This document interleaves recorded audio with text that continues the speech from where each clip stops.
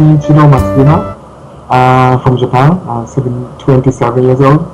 I just finished my master in TESOL at SIT School for International Training, Vermont in the US. And I'm going to be an English teacher for high school students from the next April.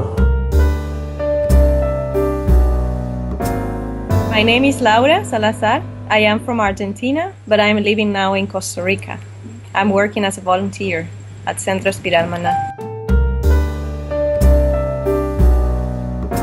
My name is Raj Gill. I'm a certified trainer with the Center for Nonviolent Communication, an organization started by Marshall Rosenberg to spread compassion around the world.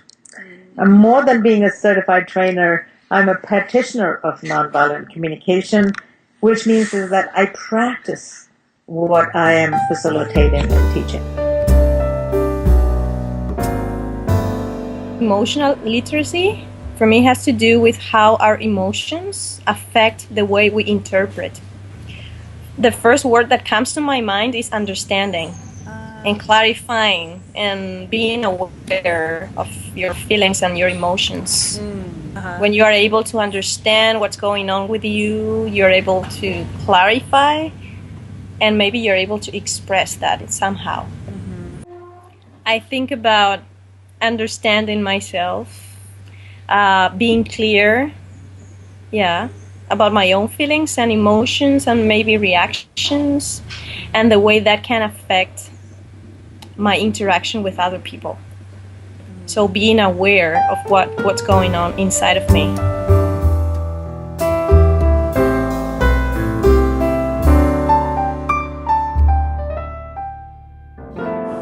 Emotional literacy. To understand the other's feelings accurately without being affected by their emotions, by their feelings and emotions. If emotional literacy is high, I can control myself without being affected by their own emotions. But at the same time, I can feel the emotions. I can understand their emotions. Emotional literacy or like a compassionate communication requires us to ask genuine questions. Otherwise, we can't understand other people.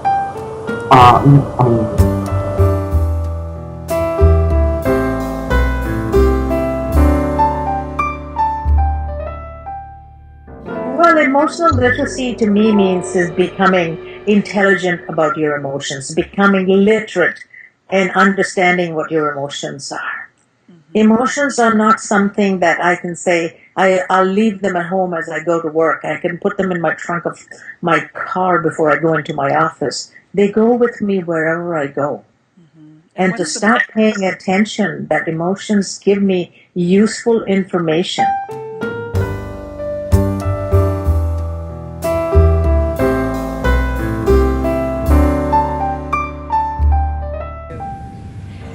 Because I am a human being and I am surrounded by other human beings, and so we have to interact somehow.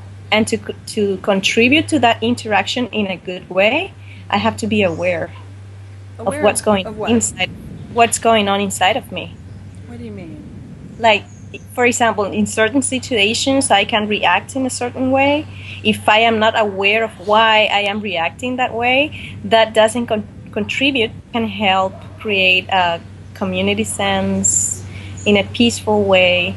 So if I am able to understand what's going on in me, like why I react in some way, well, the way I react, I will be able to contribute to the interactions with the other human beings and not to create conflict, because that doesn't help.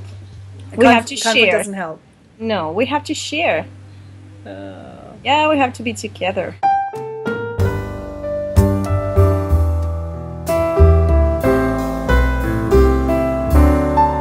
It helps us to support, to compensate the negative aspects. What are some of the negative aspects?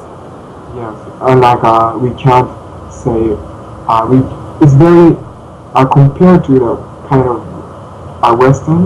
Westerners, it's very hard to be authentic.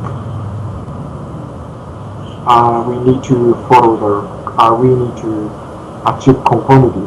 We need to fit in the kind of social framework more. And making a difference is a kind of bad thing that what we are taught in school. Conformity is the most important in kind of collective. And so, in high culture or in collectivism? especially in what? Like in collectivism or high context culture. And what? So, does emotional literacy make it harder to conform?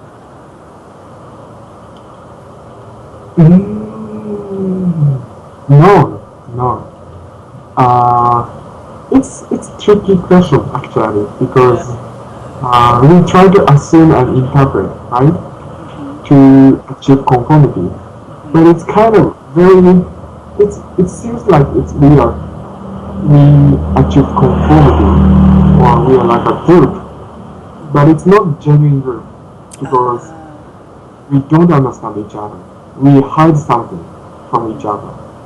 So it seems like it's a group, but emotional literacy helps us to achieve more happiness or more oneness because Yeah. So because you understand each other better, and you understand yourselves better, the group is more genuine or more authentic. Exactly. And the beauty of compassion communication or emotional literacy is because there is an assumption that everyone has the same needs, the universal needs, so that everyone can understand each other.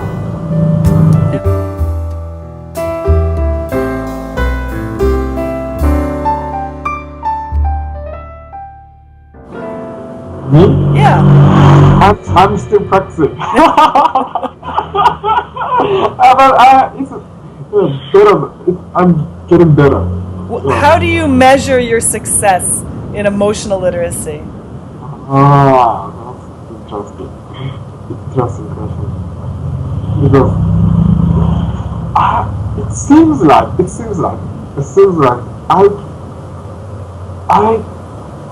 I've become more generous. I can live with kind of uncertainty or in a gray zone. Before I went to the US or before I took the compassion communication course, I was very judgmental, black or white. I was very judgmental from my perspective.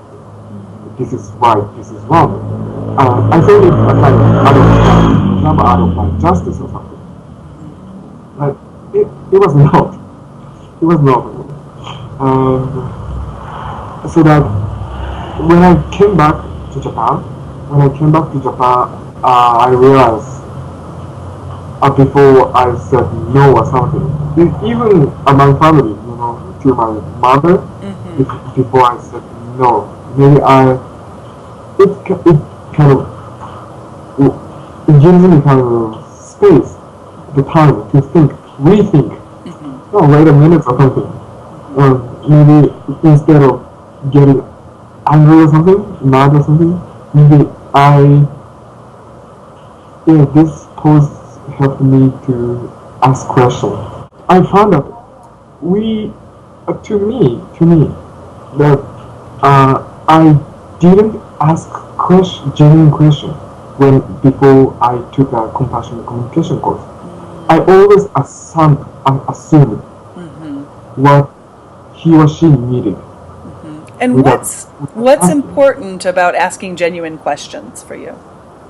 Because to enter their words, kind of without asking questions, the genuine question, with curiosity, I can't understand other people because I think compassionate communication course tells me that has told me that without asking, people cannot understand 100% because I'm not you or I'm not him or her, right? To serve others, I, I needed to see from their own perspectives, from their own worldviews.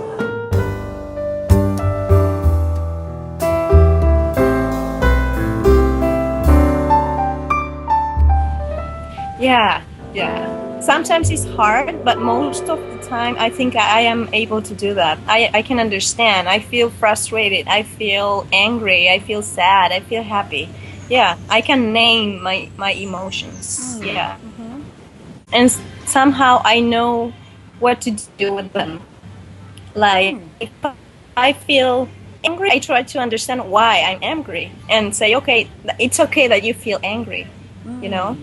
So, because of this and that reason, that's okay. Now, let's try to change that. What can you do in order to change that emotion into a different one? Feel I am a balanced person. And I can find that balance because I am aware of what's going on. And how did you become aware of it? How did you learn about this? Taking the compassionate communication course. Tell me about that. Well, I discovered many things about myself during that course.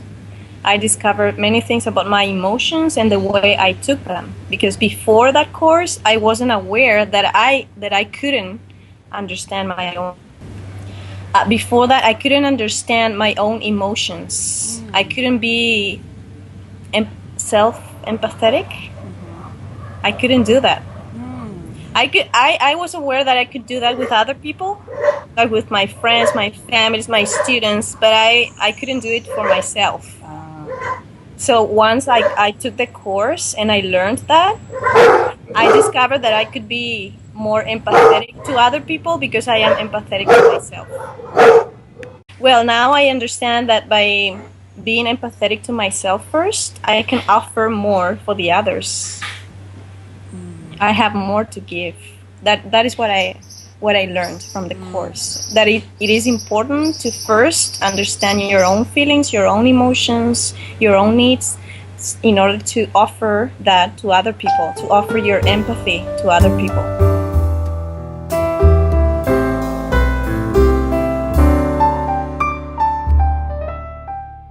And the more I understand myself, the more I understand my emotions, and the more self-awareness and self-regard I have, the more I can be patient when I'm working with you, so I can extend that to you in the form of empathy. Because I know what it's like when I'm upset. Then I can extend empathy to you, saying, I'm in this moment, Mary is upset. So emotional literacy is a foundation for being able to empathize with myself and with other people. Yes. So self-awareness is one big piece of emotional literacy, being aware of my own emotions. The other component is being aware of what other people might be feeling and what is important to them, and showing a genuine concern for that. It's not just I see that's what you're feeling, but having a genuine concern for that. Yeah. And consideration, because what that does is it builds, really mutually beneficial relationships. When somebody knows I care about their well-being, I care about their experiences, there's a whole different level of trust between the two parties. And of course, trust is such a big component for the workplace success.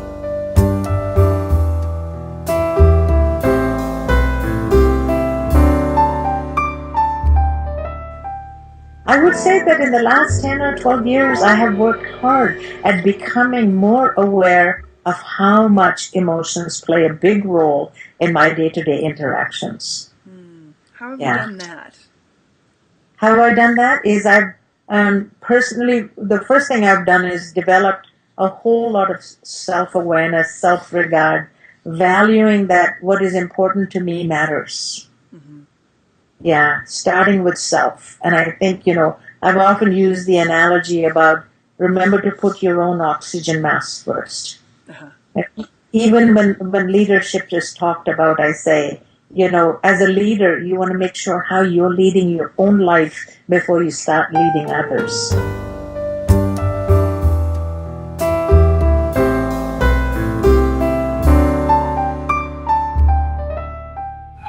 I would like to explore more that related to kids and as a teacher. Why? Because I think that's the key to teaching. That's the key for me. If we are able to understand and if we are able to work with that, we are going to be able to help the student really learn. Because learning has to do with emotions. So if we as teachers are not aware of that, we don't know what to do, how to do it, then teaching is not as it's not perfect, as good as it should be.